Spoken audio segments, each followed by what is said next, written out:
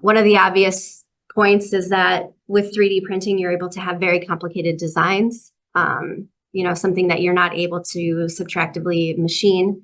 You can essentially create anything that's very complicated using 3D printing.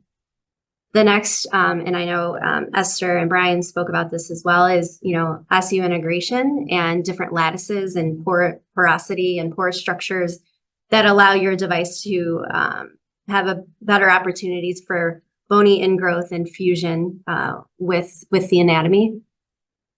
The third point that's a huge hot topic with FDA and bringing new products to market in this space is being able to have patient matched or customization to precisely match patient anatomy, which can improve outcomes when you think about like a trauma patient, for instance, and if they have a piece of the bone that's missing and it's they're able to take CT scans and actually create a device that would mimic exactly the piece that needs to be healed. And then the fourth big point is inventory control and on-demand production.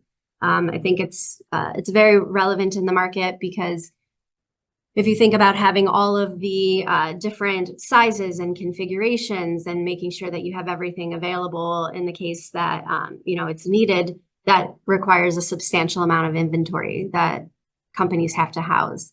Versus when you have 3D printed implants, you can streamline that process and even oftentimes get the parts produced in a much more efficient manner than traditionally machined.